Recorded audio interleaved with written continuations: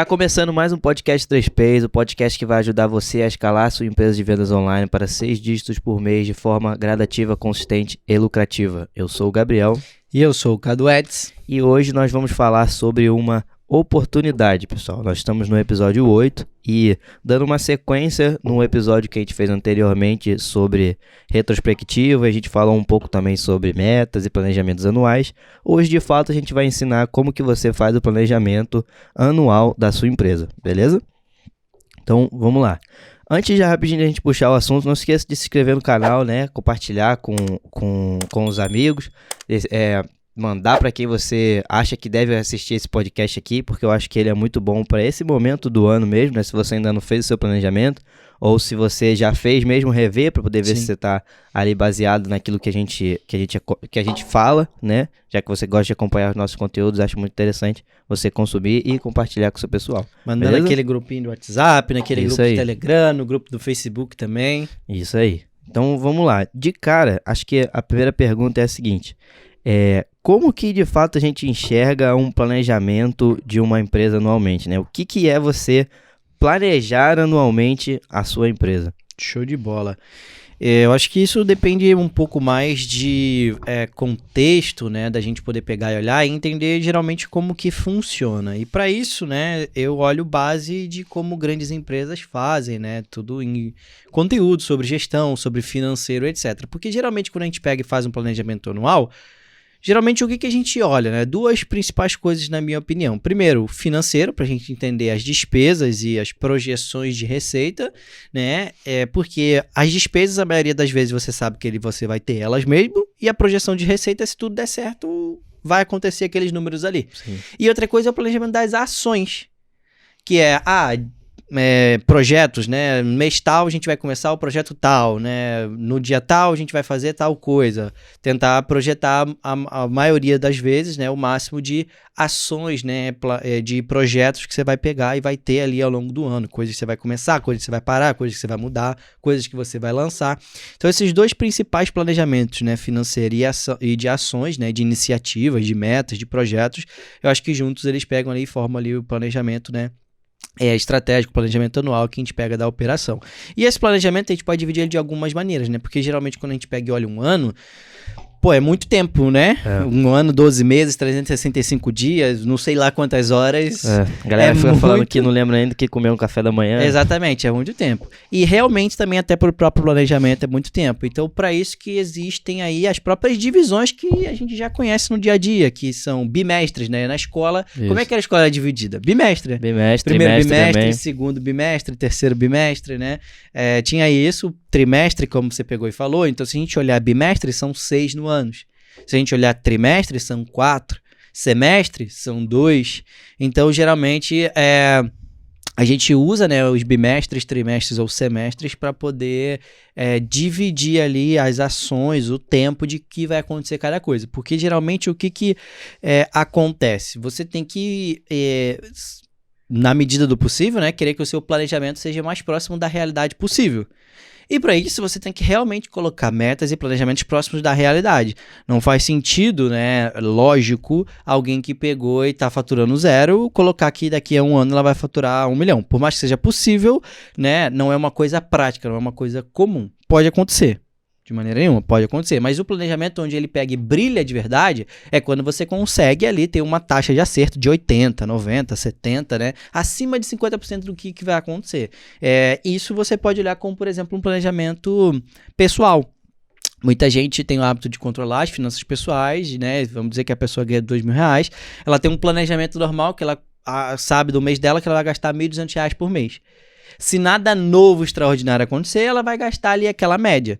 Então, é isso geralmente as coisas que você tem que pegar e saber, né, de fazer. Então, se a pessoa, como eu falei, se ela não fatura nada, não tem por que ela colocar ali no planejamento que ela vai ter faturado 1 milhão, porque isso, a maioria das vezes, vai frustrar ela. Quer dizer que ela não pode colocar? Ela pode colocar, livre para tudo, mas, novamente, mais próximo da realidade possível. Ela pode colocar 1 milhão em 5 anos, por exemplo. Que foi basicamente o que eu fiz quando eu comecei no início. Então, vamos dizer, uma pessoa zero um planejamento, por exemplo, talvez realista, ela botar ali, R$10.000 por mês. Essa é a minha primeira meta, esse é o meu primeiro planejamento. Aí ela vai somar quais são os custos que ela tem. sei lá, custo com a plataforma, custo com o checkout, custo com a ferramenta Y, custo com o design externo e tal, aí vai dar, sei lá, R$2.000 de custo ali por mês. E vamos colocar que esses R$10.000 de faturamento para ela projetou que ela vai ter uma margem de lucro de 30%. Então, tinha R$3.000 ali de resultado, gastou R$2.000 ali nas contas fixas que ela vai ter ali e sobrou R$1.000 para ela somar no caixa, né? Então, o planejamento, né, no caso do financeiro, é basicamente olhando para esse cenário aí, para durante o mês, durante os dias, durante as semanas, você olhar e saber para onde você está indo, você ter uma direção. Nesse caso, tanto de financeiro em termos de despesas que você vai ter, lucro, né, e margem que você espera, e tanto no outro caso de ações, para você, por exemplo, não estar esperando, né, construir uma casa e você terminar com um barco.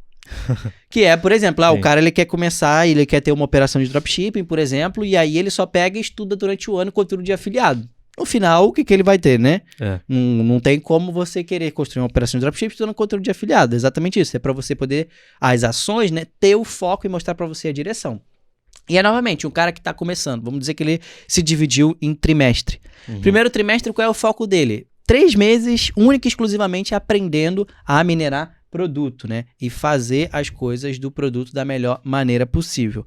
Então, se ele ficar 3 meses estudando sobre produto, para aprender, para ser um especialista ali na mineração de produtos da melhor maneira possível, executando, é um planejamento, é uma ação. E ele se cobra a respeito disso. Ele não se cobra para ter vendido tanto, não se cobra para ter faturado tanto, para ter acertado. O planejamento dele é, cara, vou estudar aqui o mais produtos, minerar 100 produtos aqui, sei lá. Mas essa aqui é meu planejamento de ações que eu vou fazer nesse trimestre. Aí no outro trimestre pode ser aí aprender Facebook Ads, começar a executar. No outro trimestre pode ser pegar e colocar Google. No outro trimestre pode ser pegar e fazer contingência, pode ser, sei lá, fazer copy, alguma coisa assim desse jeito para ele poder pegar e aprender.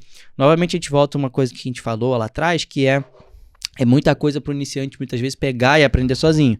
E para isso ele tem que usar o quê? O planejamento, a organização para ele ir no passo, né? Uma pessoa muitas vezes tenta aprender tudo sozinho, ela pega, ela consegue, mas também na maioria das vezes ela se frustra se ela não tem um método, se ela não tem uma direção.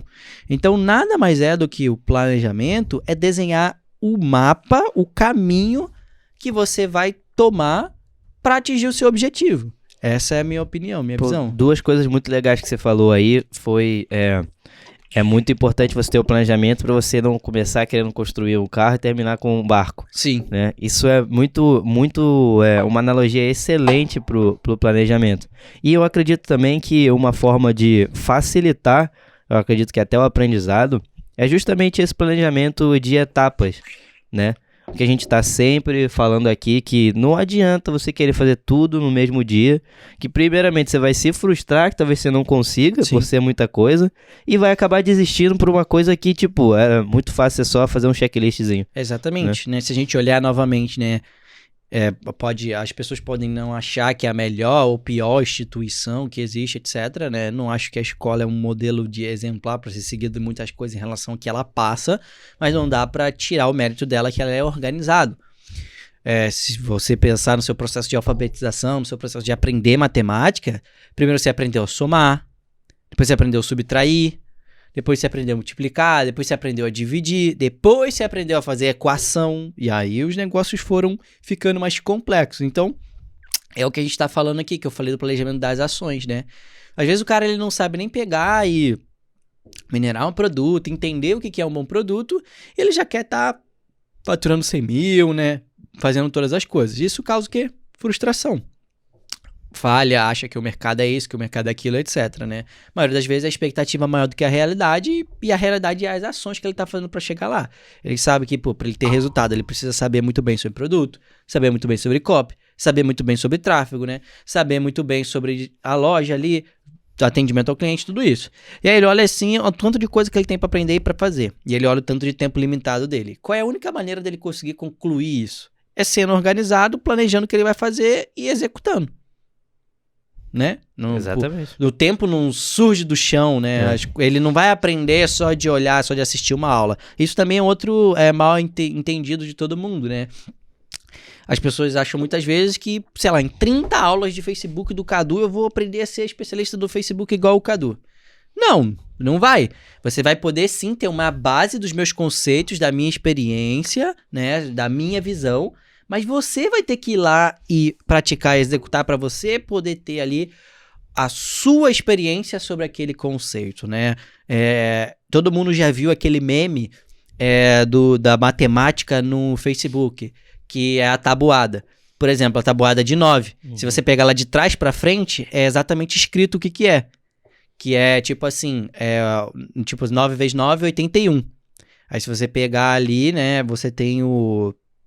Eu não sei... 9 vezes 2 é 18. Isso aí, 9 vezes 2 é 18, exatamente. Essa parada. E ele vai de trás pra frente, tem um negócio aqui Isso que ela aí. fica isso. Isso tem das outras também. Aí muita gente fala, pô, na escola podia ter ensinado assim, era fácil, etc, mais fácil e tal.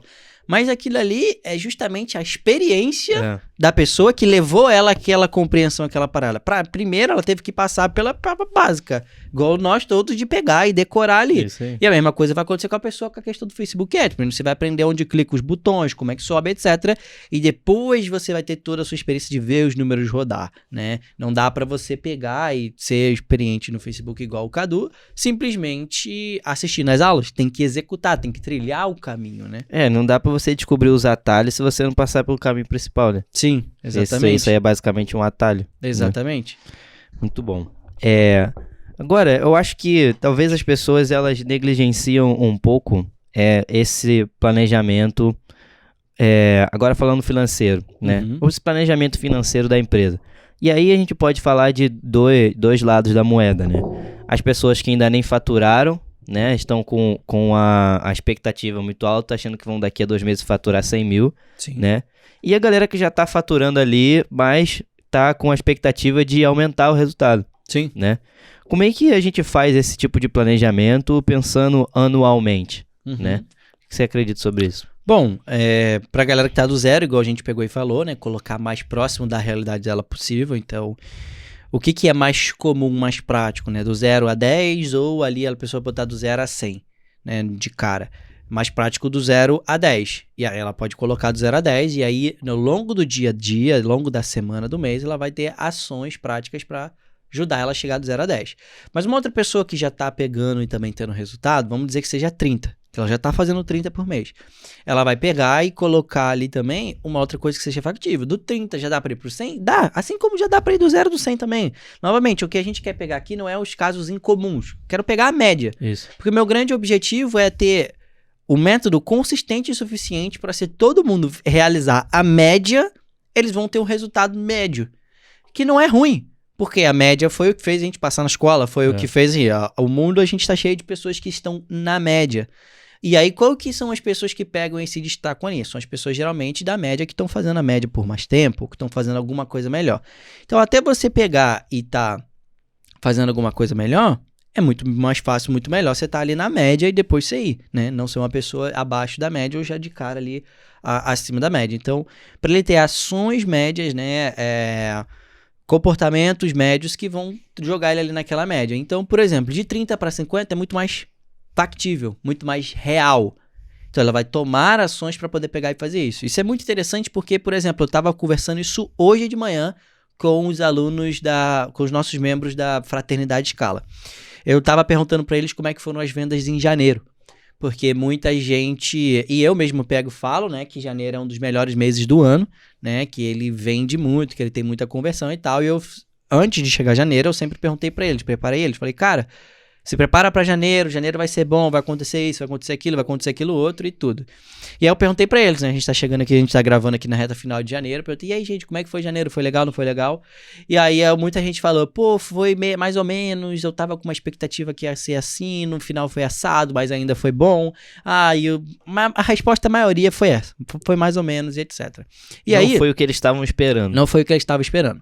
Mas aí teve um aluno nosso lá que mandou um insight interessante. E ele pegou e falou assim, poxa, eu peguei, né, e tava muito legal, e eu fui investindo até o teto, até o limite do máximo. Mas no final, eu não fiquei com um resultado tão positivo. Foi positivo, mas eu não fiquei com um resultado tão positivo assim como eu tava no início. O início tava muito bom, muito positivo, mas eu vi que isso tava muito bom e escalei o máximo que eu podia, e aí chegou no final ele não ficou com um resultado tão positivo em termos de margem, em termos de lucro. E aí eu falei pra ele uma frase muito boa, que é assim: é difícil e requer um processo de experiência e maturidade saber o limite da escala. Até onde você deve ir que vai valer a pena. Porque senão você simplesmente está trocando lucro, que é margem, por mais faturamento. Porque aí o outro aluno pegou e falou assim: senti isso na pele, né, uns meses aqui passados. Eu não fiz 6 dígitos nesse mês, mas eu fiquei com 35% de lucro do faturamento que eu fiz. E em outro mês que eu comparei que eu fiz 150 mil de faturamento e fiquei com 17% de lucro, o lucro foi igual. Então foi melhor para mim ter faturado menos, mas com mais margem do que isso. E aqui, quando eu for olhar assim, o de 150 foi porque que aconteceu? Porque eu estava investindo muito além do teto da escala. E isso requer ali toda a questão da maturidade, igual a gente está falando. Então, nessa questão do planejamento financeiro, muitas vezes o cara, quando ele tenta passar um pouco do limite da escala dele, né, o cara que tá com tudo para ele poder fazer 10 tranquilo, e ele quer fazer 20, nessa passagem do 10 para 20, às vezes ele perde todo o lucro que ele conseguiu. Entendi. Porque ele tá investindo mais do que o produto dele tá preparado, do que ele tá preparado, ele começa a ter mais boletos, começa a ter mais carrinho, ele não tá preparado para isso e o lucro... A estrutura dele não aguenta. A estrutura dele não aguenta e o lucro que ele tava tendo com o resultado menor, quando ele tenta escalar, não dá. Muita gente, muita gente chega no meu direct, qualquer coisa que a gente faz, live e tal, Castilho pergunta e fala: Cadu, tô tendo resultado, tô fazendo 10 vendas por dia, tento escalar, não consigo. E a maioria das vezes é porque a estrutura deles não tá preparada para essa escala, mas não é o Facebook Ads. É porque muitas das vezes a conversão de boleto dele não é boa o suficiente, ele não tem upsell, o ticket médio dele não é bom o suficiente, carrinho não converte o suficiente, ele não faz remarketing. Então tem uma série de coisas ali que vão preparar ele para ir para lá. E aí, novamente, se a gente olhar para trás e ver na questão do planejamento, se o cara alinhar, né, a questão do planejamento dele, que ele quer mensal, alinhado às ações, ele vai chegando lá. Pô, esse mês aqui eu tô faturando 30. Eu vou fazer aqui no Facebook Ads ações suficientes para continuar nessa faixa de 30, talvez chegar ali a 40, investindo um pouquinho a mais. Mas eu vou focar muito na recuperação de boleto esse mês. Essa é a minha principal ação.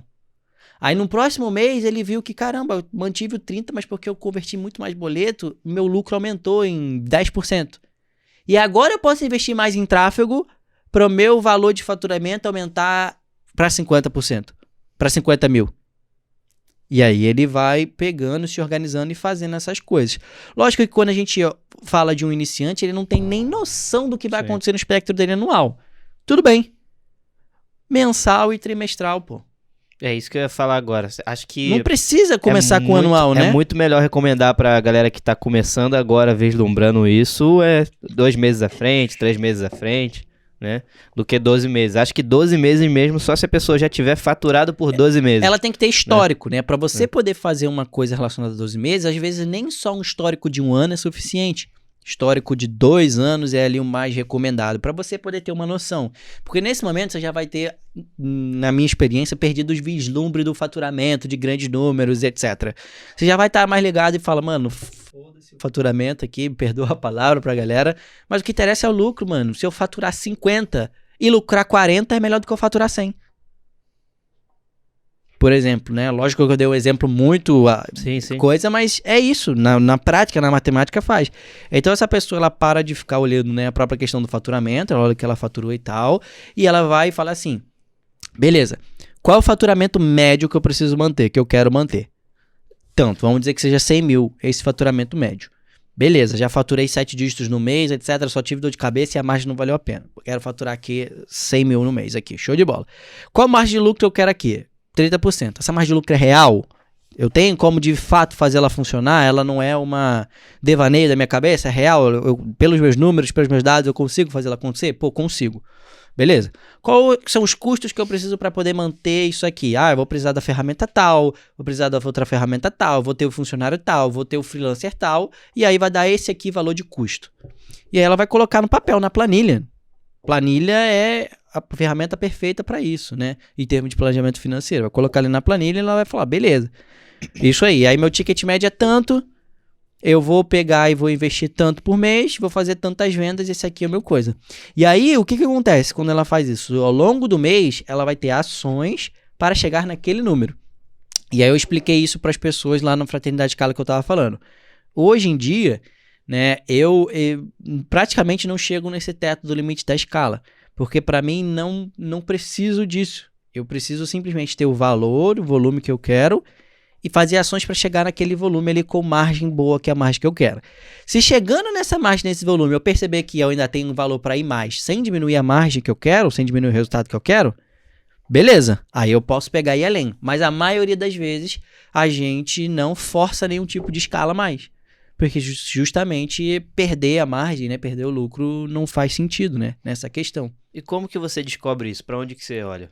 Quais são os indicadores que faz você perceber se você chegou ali no teto da escala ou não? Show de bola, muito bom.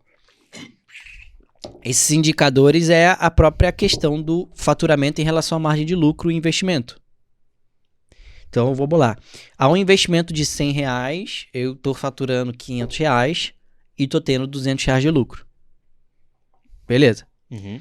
A um investimento de R$300, eu estou faturando R$700 e estou tendo R$250 de lucro.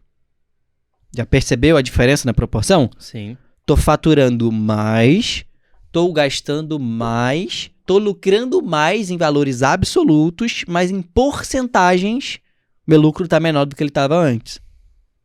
Então é isso que você vê. Só que você consegue ver nesse espectro de um dia? De maneira nenhuma.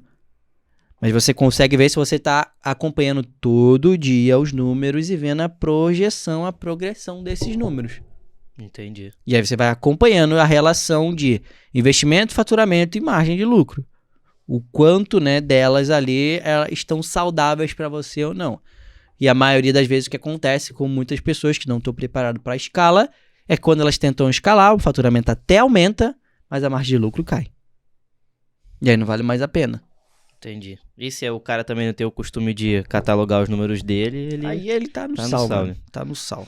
Então, ó, se liga. Cataloga seus números, cataloga os dados ali, tudo das suas campanhas, os principais indicadores que você tem ali, ó, na unha. Porque é isso que vai te dar inteligência. Né? Exatamente. Isso é muito das pessoas que estão nessa faixa que você falou. Tô vendendo. Ou tô vendendo 10, tô vendendo 15, tô vendendo 20, tô vendendo 30. Tô vendendo. Até no final do mês até sobra um lucrinho ali e tal. Mas eu não consigo sair disso. Não sei o que eu vou fazer. Não sei como é que eu supero esse valor aqui. O que eu faço? E a maioria das vezes essas pessoas não controlam nada dos números dela. E quando elas pegam, jogam na planilha, controlam os números, elas conseguem perceber os gargalos. Conseguem perceber que a taxa de conversão de boleto dela tá uma bosta. Conseguem perceber que o ticket médio dela é muito baixo para a escala que ela quer. Ou o markup dela é muito baixo e ela está no limite já da escala daquele valor ali que ela está investindo. Então ela consegue perceber através dos números o que ela pode fazer para melhorar toda aquela situação. E o número, mano, ele é matemática, ele não mente. O número não mente. O que está ali é preto no branco. Não é igual uma copy, um produto, etc., que é subjetivo na intenção, na opinião, no ponto de vista de cada pessoa.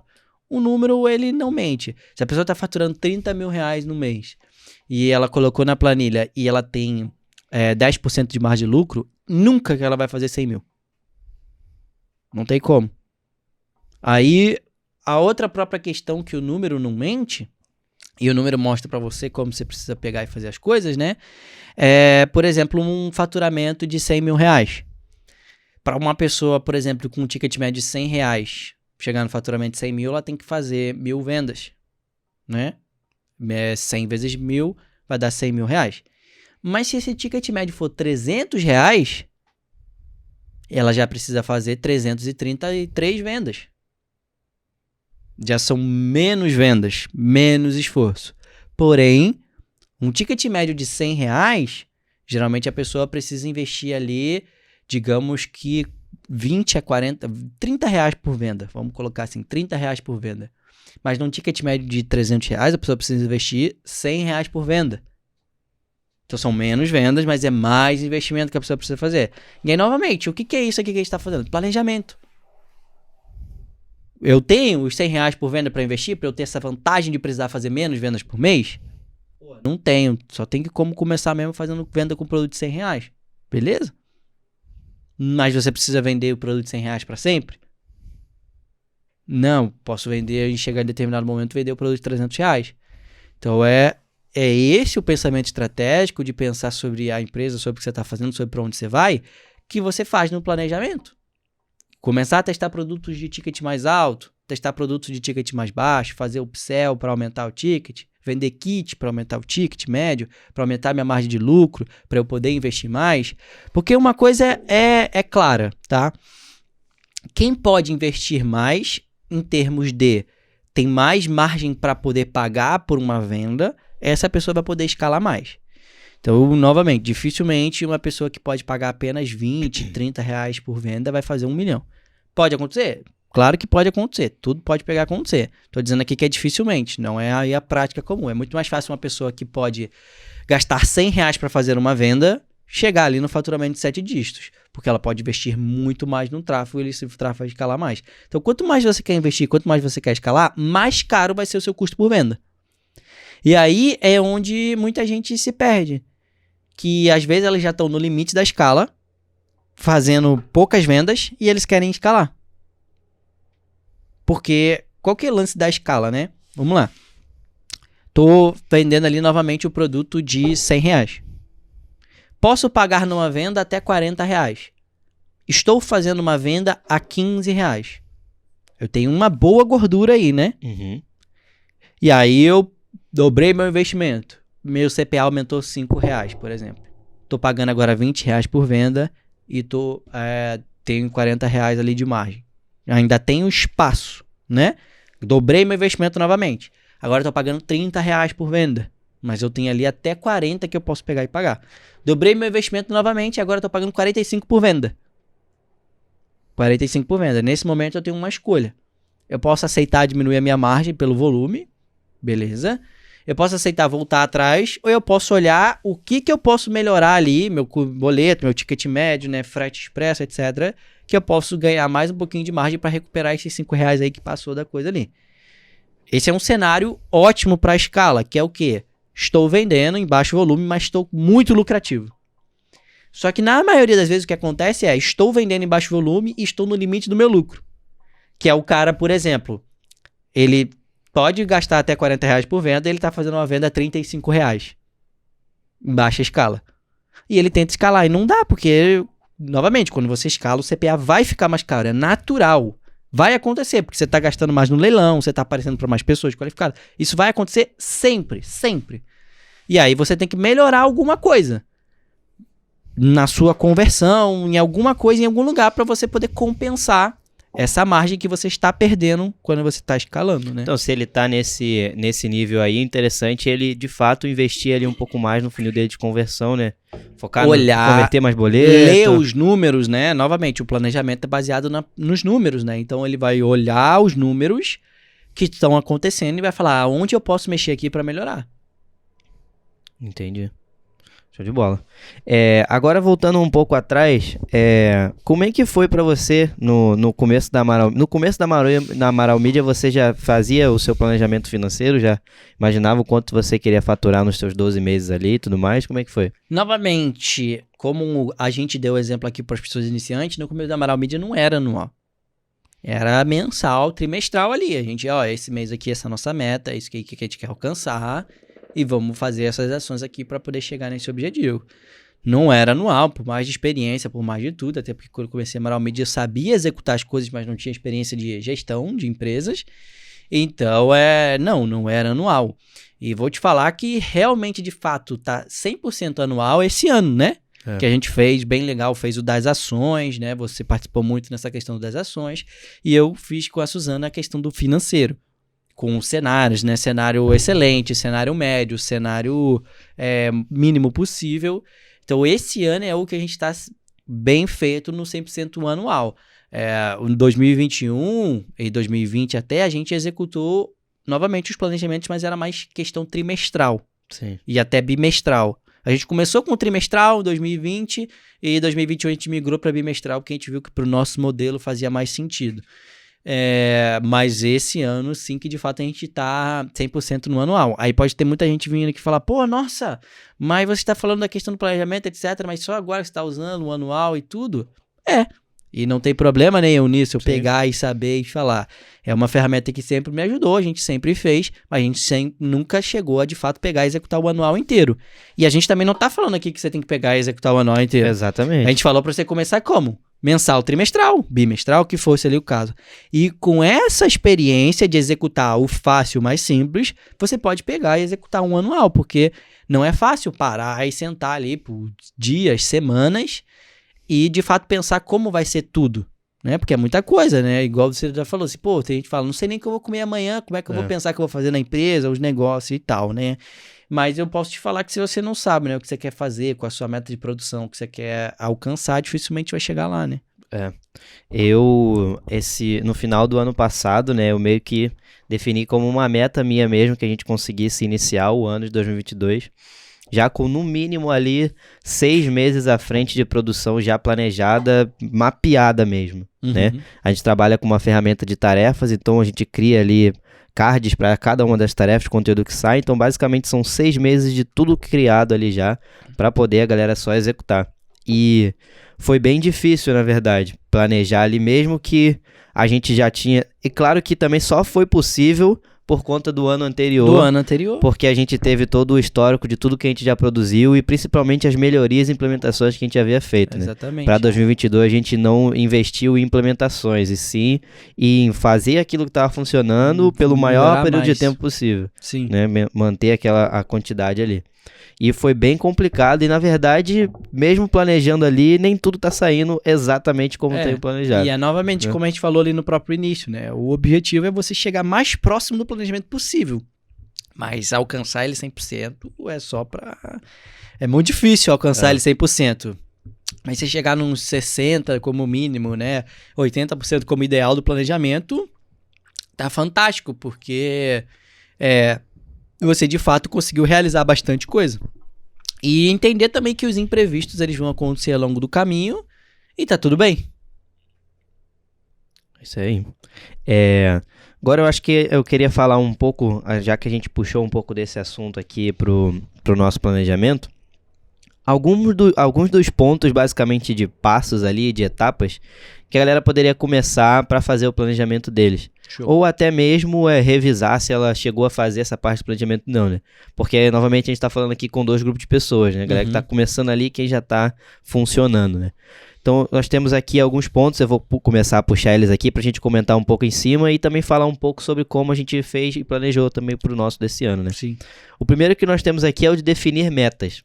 Basicamente, essas metas aqui serão metas de valores, faturamentos e, no caso, metas de produções. Sim. Né? Basicamente, para nós foi planejar o quanto que a gente queria faturar ali no ano. Sim. E dividir esse valor de acordo com os nossos projetos que faturam. E meses que também, geram e meses. projetos, porque muitas vezes a gente coloca lá, a pessoa ela quer, por exemplo, os 100 mil, né, no mês ali. Ela quer fazer isso com um produto só, ela vai fazer isso com 4 produtos, sendo 25 mil reais cada um. Cada estilo, né, e cada jeito que ela vai fazer vai demandar um esforço de uma área mais especificamente do que a outra. Então, é muito importante pegar e saber. Novamente, assim como a questão do produto de faturar 1 milhão com produto de 100 reais de ticket médio e outro produto de 300 reais de ticket médio, faturar 100 mil com um produto só é mais difícil do que faturar 100 mil com 4 produtos fazendo 25 mil. Verdade. E outra meta também muito importante que a gente definiu nesse momento foi a nossa produção. Sim. Né? A quantidade de conteúdos que a gente iria postar e tudo mais. Num outro podcast a gente até falou que basicamente para esse ano nós iríamos dobrar a nossa quantidade de conteúdo ali, mantendo a nossa qualidade com o planejamento de crescer cada vez mais, né? Produzindo ali aqueles conteúdos. E definir essas metas é muito importante para a gente passar cada mês e saber se a gente está produzindo o que a gente deveria produzir. Um exemplo muito prático disso, né, no próprio mundo de dropship, no próprio mundo do e-commerce em estoque, por exemplo, é o teste de produto. Geralmente a pessoa ela começa testando muito produto adoidado né, gastando dinheiro com isso, etc, até que de fato ela encontra um produto lucrativo. E às vezes ela foca só nesse produto, não testa nenhum outro, ou às vezes ela consegue pegar e ir testando um ou outro paralelo ali, mas enquanto ela está focada naquele produto inicial e tudo isso. E chega um momento que aquele produto dá errado e ela volta para a loucurada de pegar e testar produto igual maluco, etc. Isso é o quê? Nada mais é do que a falta do planejamento das ações. Porque ela pode colocar ali que num mês ela vai testar 4 produtos, 5 produtos. E aí mesmo que ela ache, se aquilo ali tá no planejamento dela e ela se organizar, ela consegue ainda testar os outros 3, os outros 4. Então, quantos produtos, né, você quer testar no ano? Você já pegou e se organizou para fazer isso? Muita gente às vezes quer pegar, quero testar 100 produtos, 80 produtos, mas imagina a qualidade, né, desses 100 produtos, desses 80 produtos. Muitas vezes, principalmente se tratando em produtos, menos é mais, porque você vai ter uma melhor qualidade, uma melhor taxa de acerto. Então, você não precisa de 100 produtos para ter bons produtos que vendem. Você precisa de produtos de qualidade, porque aí a sua taxa de acerto de sucesso do produto de teste vai ser muito melhor. Assim como, por exemplo, né, quando você faz o que a gente fala, né, que é vender um produto para o seu cliente, não procurar um cliente para o seu produto. Você joga a taxa de acerto lá em cima quando você faz isso. E aí, muitas vezes, para você ter 5, 4 produtos bons, você não precisa ter testado 100. Você pode ter testado simplesmente 10, né? E junto dessa definição de metas ali, a gente também tem aqui para estabelecer o orçamento, que é basicamente um pouco disso que você falou, né? Sim. Eu acho que os dois estão muito atrelados ali, porque basicamente o orçamento você define o quanto você vai investir para você ver o quanto você vai faturar depois, né? Principalmente no que a gente está falando aqui. Ou até para, por exemplo, possibilitar que você funcione, né? Esse exemplo que a gente deu ali de testar 4 produtos. Sei lá, é você que faz o criativo, é uma outra pessoa que faz o criativo, tem que o custo dessa pessoa fazer os criativos, por exemplo, tem um custo da ferramenta de e-commerce que você usa, tem o custo do fornecedor e etc. Então, o orçamento que você tem disponível, ou a margem que aquela venda vai dar para você reinvestir é suficiente, não é? Então, isso tá com certeza no planejamento.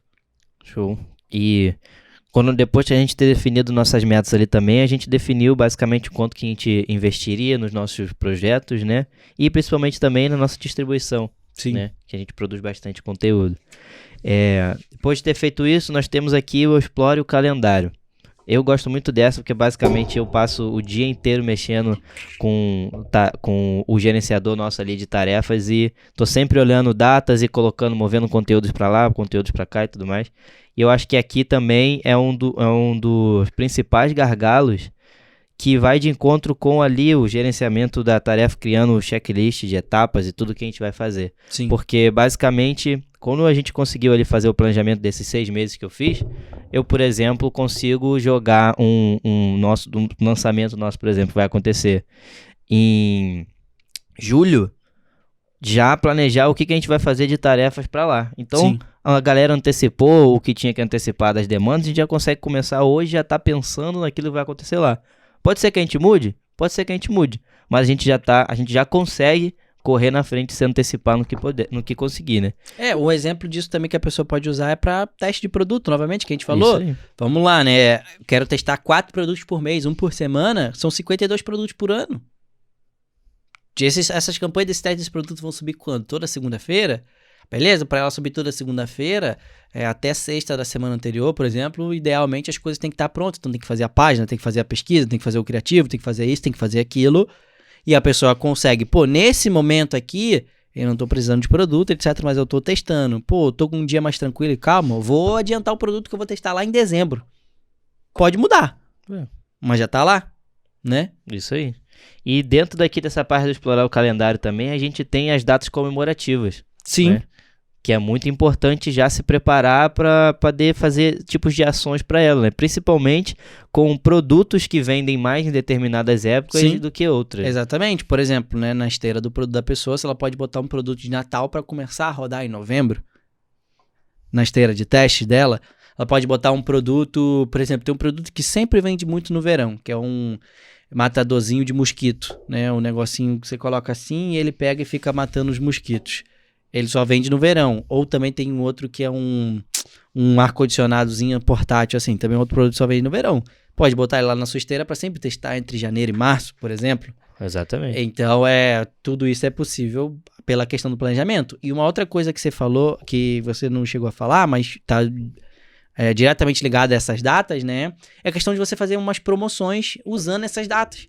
Muita gente faz uma promoção específica simplesmente só na Black Friday, mas se você pegar e prestar atenção bem, a Black Friday nada mais é do que um lançamento com super desconto, né? Pelaquela promoção.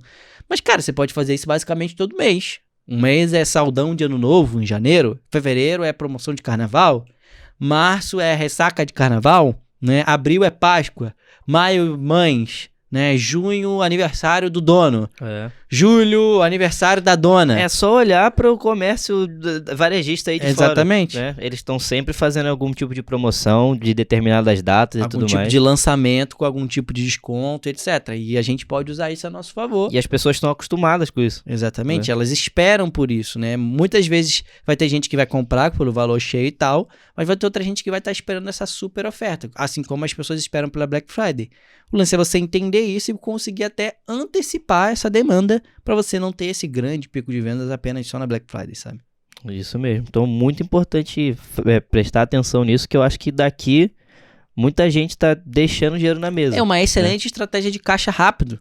Às vezes você, a semana não foi bem, o mês não foi bem e tal, você para ali uma semaninha, faz umas campanhas de remarketing, faz umas campanhas de alcance avisando, essa semana aqui oferta relâmpago, tal, vende pra caramba ali naquela semana e recupera o mês. Muito, muito tranquilo, muito prático. Sim. Né, de ser feito. A próxima aqui nós temos para analisar os fatores externos. Isso aqui eu acho muito interessante porque a gente também consegue falar sobre esses momentos, principalmente sobre os produtos de coisas que a gente falou aqui, né? Sim. Por exemplo, se o cara começou a rodar ali, por exemplo, o drop no verão, né? E basicamente a maioria dos produtos que ele testou são produtos daquela época, provavelmente quando passar o verão, o faturamento dele, as vendas dele vão cair. Sim. Né? Então, para ele ficar também atento a esses momentos, né? E principalmente também fatores anuais, né? O que eu quero dizer com fatores anuais? Como, por exemplo, o que a gente falou no começo do podcast sobre janeiro ser um mês muito bom. Sim. Né? E vai chegando para o final do ano, tende a ficar um pouco mais caro para você poder anunciar. E também, por exemplo, como nós estamos no ano agora, ano de eleição. Né? Esse ano vai ser mais complexo, né, para o final do ano. O Facebook provavelmente vai ficar muito mais rígido, porque agora os políticos, né, descobriram o poder de anunciar ali no Facebook Ads, então o Facebook implementou muitas regras para os anúncios de política, etc. Quando teve a campanha, né, do Donald Trump nos Estados Unidos, estava investindo $1 milhão por dia. Caralho. Por dia, então você imagina, né? Não sei quanto vai ser aqui no Brasil, acho que não vai ser esse valor, com certeza, mas também não vai ser barato, porque a briga aqui tá feia, né? Então com certeza nessa época vai ser uma época mais difícil. E eu, por exemplo, já falei com os meus alunos lá da fraternidade. Falei, rapaziada, vocês que estão rodando produto mais agressivo, black, etc. Mano, aproveita agora e já prepara aí 1000 perfis. Pra você chegar nessa época aí, mano, você vai perder perfil adoidado. Pra você estar anunciando black, etc. O Facebook vai estar louco. Mas se você começar a preparar os perfis agora, quando chegar lá, você vai estar tranquilo. E você vai estar com baixa competitividade, porque talvez vai ter muita gente que vai estar fazendo a mesma coisa que você e não vai estar conseguindo rodar. As pessoas que fazem white, fazem tranquilo, beleza, elas não precisam desse tipo aí e tal, mas tem gente que faz black, tem gente que vende os produtos mais agressivos e tal, então eu dei essa dica pra eles pra se preparar justamente porque eu já passei por ano de eleição e eu sei como é que é anunciar, por exemplo, black nessa época. Então, eu consigo pegar e dar esse conselho e isso é na questão ali do planejamento anual. O cara pode falar, caramba, 1000 perfis é muito. Mas, se ele botar 150 perfil por mês, em 6 meses ele consegue, não precisa ser 1000 de uma vez. Exatamente, 1000 é muito amanhã, 1000 Daqui é muito 6 amanhã. meses, não. Exatamente, então tudo isso é a questão do planejamento que a gente falou, e olhar a perspectiva. E sim, entender que elementos de fatores externos podem afetar ou mudar o seu planejamento, porque uma coisa que a gente não falou aqui, tá tudo bem mudar o seu planejamento. Nenhum plano resiste ao campo de batalha. Você pode colocar ali e fazer, nossa, vai acontecer assim, assim e tal. Na prática não acontece muitas das vezes. O Gabriel pode falar da experiência dele, que fica desenhando o processo, fica pensando, fazendo isso e aquilo, da maioria das vezes que, nossa, vai ser show, ninguém vai errar, não vai faltar data. E o que mais acontece é as pessoas errarem, faltar data e tal. Então, é normal o planejamento mudar, imprevistos acontecem e você tem que ter ali dentro do seu planejamento, novamente, uma margem de manobra para isso poder não te afetar, né? Mesmo jeito que a gente tem contingência do Facebook, a gente passa a entender contingência para outros cenários. Eu acho que isso é muito interessante falar um pouco, que às vezes as pessoas também ficam... tem uma onda aí rolando no mercado que é, tipo, a galera mais motivacional, eu diria assim, que é tipo, não existe plano B, só existe plano A, né? Mas falando nesse aspecto ali que você disse, uma mudança de rota não seria um plano B, seria mais um ajuste, né? Seria, vamos dizer, uma rota de fuga ali, né, caso dê tudo errado, né? Porque às vezes as pessoas ficam meio bitoladas, né? Não posso mudar aqui, porque senão eu tô... Não sei. Tem uma galera bitolada aí na internet. Agora nós temos aqui, ó, projete diferentes cenários. Basicamente o que a gente falou lá no começo. Do planejamento, né? Das metas, aqui, né? Fazer exatamente. A meta, caralho, isso aqui é se ficar muito bom. Isso aqui é se ficar médio, isso aqui é o mínimo possível. E eu projeto os cenários, diferentes cenários, ver como é que vai acontecer, porque normalmente a pessoa tá sempre se preparando pro muito bom, no momento que dá errado, ela vai, caralho. Então sempre tem aquele dito popular, né, que é um dito popular, mas na prática a gente vê acontecendo em muitos cenários, né, que é se prepare pro pior, mas espere o melhor. Então, poxa, se você criar uma estrutura, né, que o custo dela só funciona se você estiver faturando R$1 milhão, no momento que alguma coisa acontecer e você faturar 700, faturar 500, você vai estar lascado. Então é muito melhor você ter uma estrutura, por exemplo, para faturar 500, que você já sabe que você consegue alcançar aquele valor de qualquer maneira, mas você, dentro dessa estrutura, fazer um esforço, fazer alguma coisa para você conseguir alcançar 1 milhão, porque vai ser um a mais. Um a mais. Então a pessoa tem que saber também até onde a corda estica e ela ficar ali naquela questão daquele meio, né? Então espere sempre o melhor, né? Faturar mais, alcançar as coisas mais, mas projeta o seu custo sempre para o mínimo. Porque o custo fixo, ele é complicado se a pessoa não souber lidar com ele. E é muito importante também ter diferentes cenários aqui também para o cara poder visualizar, né? Poder saber se, pô, dependendo nessa etapa do ano que eu tô começando, eu tô ali no meu primeiro cenário, mas acertei algumas coisas e tudo mais e tô vendo que o segundo cenário tá sendo muito possível. Sim. E vou entender também, já vou estar ali pré-definido que seguindo o segundo cenário eu vou atingir aquele resultado no final. Sim, né? E a gente não falou aqui no propósito desse, mas depois talvez a galera pode colocar aí nos comentários, a gente pode fazer um outro, que é não só, né, planejamento financeiro de ações, acontece, tem planejamento, por exemplo, de métricas, né, de números de projetos, etc.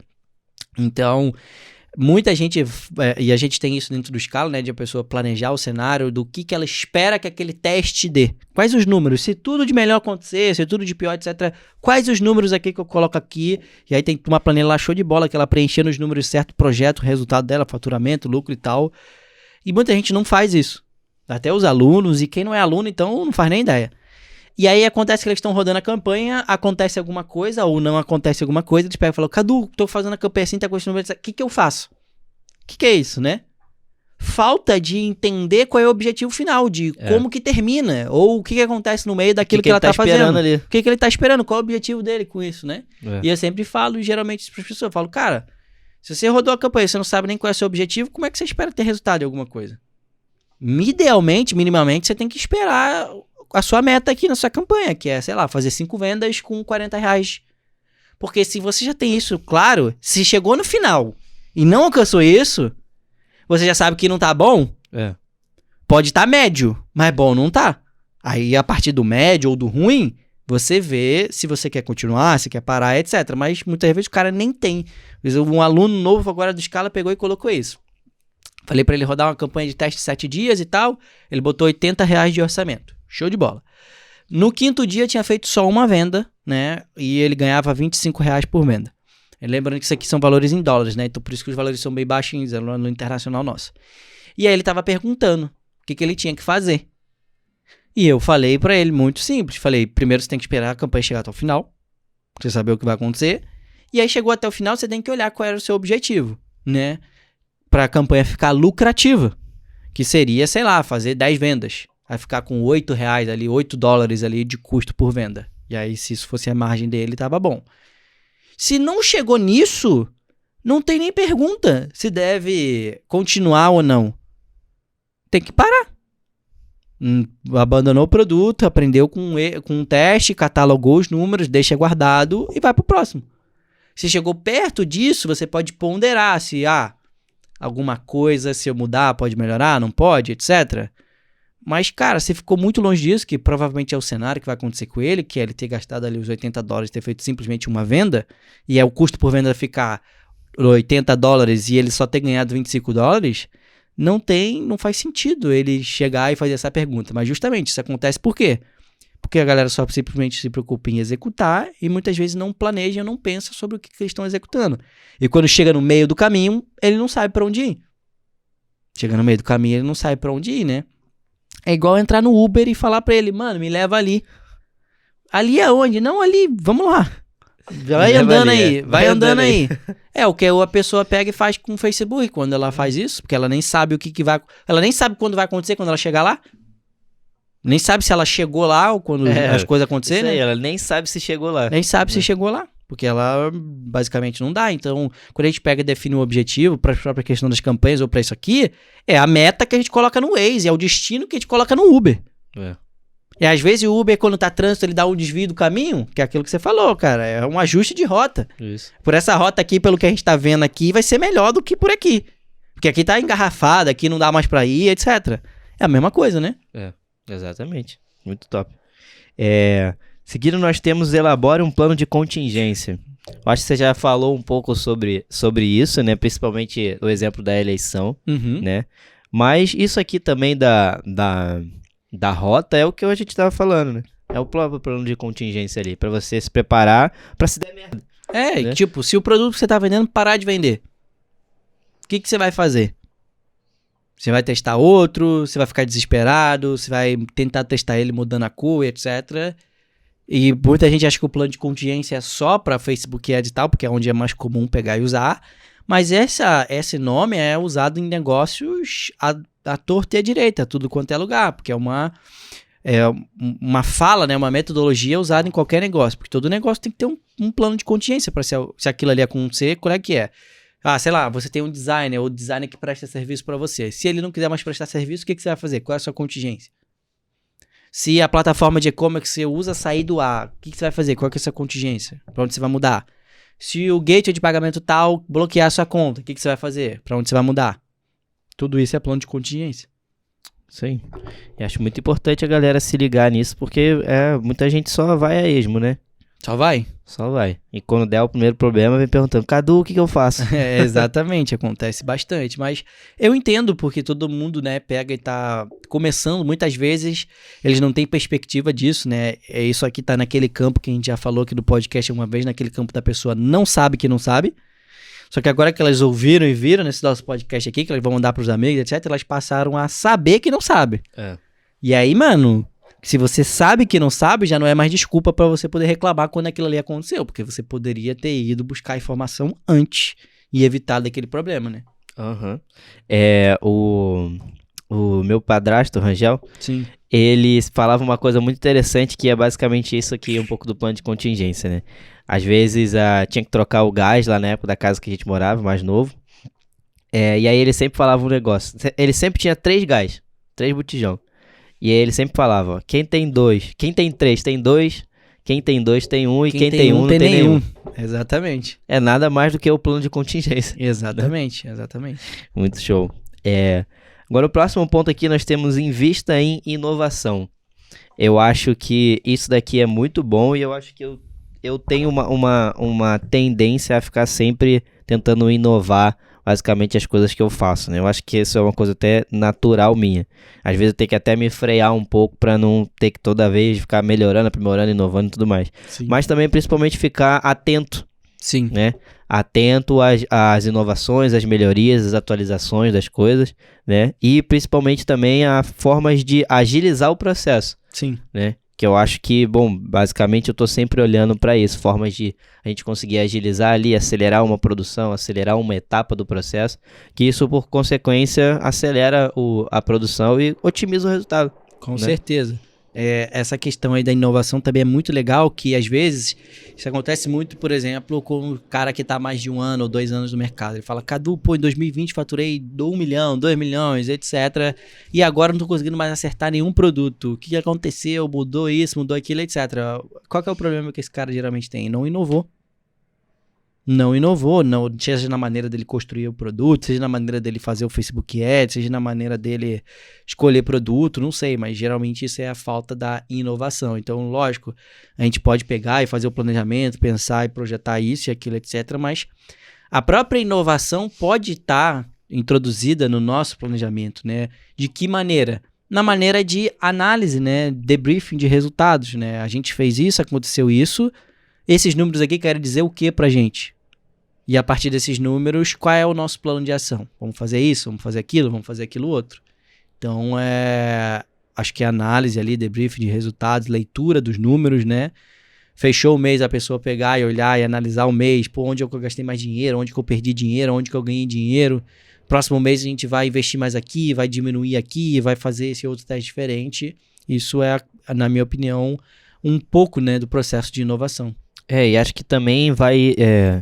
um pouco do processo ali de inovação até para ferramentas. Sim. Né? Acho que um exemplo muito interessante eu acredito que isso é uma inovação.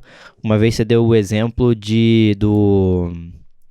se eu não me engano, é do próprio Conta Simples. Sim. Que você tinha um monte de cartão para fazer as paradas e depois simplesmente agora você tem só uma conta ali, você pode gerar os cartões muito mais fácil, cancelar ou não. Né? Surgiu uma nova ferramenta com uma solução muito melhor no mercado, foi uma inovação para esse sistema, né, de cartões virtuais pré-pagos ali para o Facebook, que foi no caso a Conta Simples, né, nosso parceiro. Se quiser conhecer mais sobre ela, pode acessar aqui no link da descrição. Mas isso é uma inovação de ferramenta que surgiu no próprio mercado e muitas vezes era melhor, né, deixa o que você usava completamente obsoleto e você pega e passa a usar aquela solução. Isso pode acontecer com ferramentas, com checkout, com plataforma, com tudo, né? Muito top. Agora o próximo aqui, que eu acho que é o mais importante, é documente o planejamento. Documente aquilo dali que você está executando para poder, no final daquele resultado, você entender o que teve para você poder planejar para o próximo. É basicamente o que a gente acabou de falar, né? Da análise, né? De, cara, a gente projetou testar 52 produtos nesse ano aqui, né? 1 por semana. Aí no final conseguimos só 30. Por quê? Onde que deu errado? Onde é que a gente falhou? Como que a gente pode fazer para não falhar? Ou, na verdade, a gente deveria ter testado só 30 mesmo e não 52. E a gente colocou a meta além da nossa capacidade. Que quando a pessoa ela começa a definir metas, objetivos, etc., muitas vezes ela tem a tendência de colocar a meta além da capacidade dela. Que é aquela questão do que a gente falou aqui já também, né? Em outros podcasts, que a gente superestima o que a gente pode fazer em curto prazo e subestima o que a gente pode fazer em longo prazo, né? Então... a gente tem meta de testar um produto por semana, por dia. E aí chega no final, ela testou simplesmente 1 por semana, ou às vezes foi 1 por mês. Então, isso vai de encontro a essa questão da documentação. Documenta os erros, os acertos e o que você fez, o que você deixou de fazer. Isso vai te dar muitos insights para a próxima rodada de planejamento. Por isso que no começo é bom mensal, trimestral, porque aí você já vai entendendo e corrigindo rápido, né? Mudando a rota rápido. Não que no anual não possa mudar a rota, né? Também pode, só que a questão do anual, ele te dá um trabalho maior para fazer, então é ideal você fazer ele quando você tiver muito mais certo já do seu caminho, né? Sim, e aqui também é muito interessante, basicamente uma das coisas que eu acho que é muito importante a gente sempre que puder bater na tecla, que é catalogar ali, documentar os números, né? Os números ali das campanhas, os resultados que você está tendo, para novamente, dali que vai vir a sua inteligência. Exatamente, né? Você vai saber, testei produto de musculação, esses aqui são os números. Produto de bebê, esses aqui são os números. Fiz isso, fiz aquilo, esses aqui são os números, né? Para quando você precisar voltar, você não precisar recorrer à memória, porque a memória é falha. Você tá ali com os números, tá com a planilha, você entende, né? E você tem uma base de coisas que você pode reaproveitar. Você nunca está começando do zero quando você tem dados. Sim, muito bom. E por último aqui, dessas ações, é basicamente antecipar as ações. Uma coisa que é basicamente isso aqui que a gente está fazendo nesse momento. Sim. Né? Nós estamos gravando aqui um conteúdo que ele não vai sair para vocês amanhã, por exemplo. Né? Hoje é dia 25 de janeiro, ele não vai sair para vocês amanhã. Ele vai sair na próxima semana ou na outra semana. E a gente tá aqui já antecipando o que a gente consegue, né? Porque assim a gente consegue, talvez, mitigar imprevistos. É, exatamente, né? Quando a gente pega e tem noção da demanda, a gente pode, em qualquer momento prévio, antecipar essa demanda, né? Não deixar ela para só na hora. E aí, principalmente nesse negócio de empreendedorismo, que muitas vezes a gente trabalha e não tem algumas vezes uma pessoa para substituir a gente, né? Aqui, como Cadu Eds, eu não tenho ninguém para me substituir. Então, por exemplo, se eu ficar doente, etc., e não tiver como gravar o conteúdo, não tem conteúdo. Então, os conteúdos já estão prontos previamente. E a gente tem plano de contingência para isso também. Se não tiver poder sair do conteúdo novo, a gente pode repostar os milhares de conteúdos que a gente tem. Então, as coisas que a gente falou aqui vão se encadeando aqui para vocês verem que, de fato, a gente pega e aplica isso aqui e usa isso aqui na prática, né? Exatamente. E muitas coisas aqui dessa etapa de antecipar as ações, a gente já falou, né? Sobre antecipar minerações de conteúdo, de produtos. Sim. Né? Antecipar ali essas ações para você não ficar sem, né? Antecipar ali a criação de perfis para uma determinada etapa onde possivelmente vai ter muito mais bloqueio. Se você trabalha com produtos black, com anúncio mais agressivo e tal, de alguma maneira, com certeza isso vai acontecer. Então, no momento que tá bom, no momento que tá tudo dando certo, esse é o momento de se preparar. Porque é claro que o mercado, ele é uma roda. Uma hora você tá no alto e outra hora você tá embaixo. E as pessoas que aguentam o período de baixa, elas voltam pro alto de novo. Só que, como é que elas aguentam o período de baixa? Porque quando estava alto, elas se prepararam. Então, elas tinham perfis a mais. Elas testaram produtos a mais. E aí, parece que essas pessoas, geralmente, nunca têm tempo de baixa, como outras pessoas têm. Mas não é isso. É que elas se prepararam no período de alta para, no período de baixa, mitigar todo o risco. Por isso que caixa é importante, por isso que antecipar as ações é importante, por isso que ter noção da meta e do planejamento de produção é importante. Muito top. Bom, eu acho que tudo que a gente falou aqui deu para ficar claro para vocês que o planejamento ele é muito importante, né? É como o Cadu disse, o exemplo muito bom também, que é, se você não tem planejamento, é como você entrar ali no Uber, né? Usando essas analogias das coisas que a gente falou aqui, me leva ali, né? Tanto para as ações que você vai fazer na sua empresa, para os seus próprios operadores, né? Funcionários. Sim. Que você vai passar alguma coisa para eles, e principalmente no caso aqui do que a gente está falando da plataforma do Facebook, que você está jogando o dinheiro ali e basicamente em algum momento você vai estar jogando dinheiro fora. Sim. Né? O que é muito ruim, né? Não sei se você gosta de jogar dinheiro fora, mas eu não gosto. Exatamente. Bom, gente, chegamos aqui ao final do nosso episódio. Acredito que ele foi muito importante para esse momento aqui agora. Então, escuta esse podcast, né? Revisa ali as suas metas, os planejamentos que você fez. Se você não fez alguma coisa dessas aqui que a gente fez, pega agora para fazer, se for possível para você fazer. E também não precisa ficar bitolado para querer fechar 12 meses, assim como a gente deu exemplo aqui. Se você consegue fazer um planejamento só de um mês, faz só de um mês. Se você consegue fazer de 2, de 3, faz de 3, faz de 2. Ou se você já está mais arrojado ali, se você já tem mais experiência de faturamento de um período grande, de principalmente ações, né, rotineiras ali que você já faz durante um período, aí sim você pode se dar ao luxo, por exemplo, de fazer um planejamento anual.